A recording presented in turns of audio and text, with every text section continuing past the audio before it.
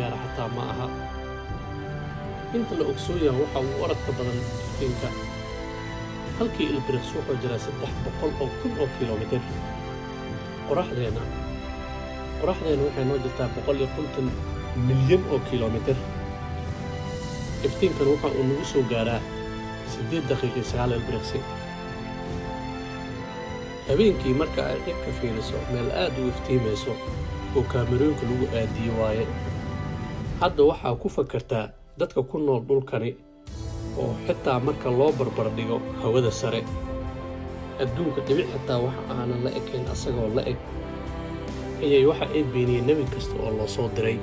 qaar ayaa wixii shirki ah oo looga digaya si joogto ah u sameeya hadda waa dad aad u yar oo wax dhibic la ekayn ku dhex nool halkani waxaa kaaga cad in bini'aadanka rabbigii abuura uu ku kadsoomayo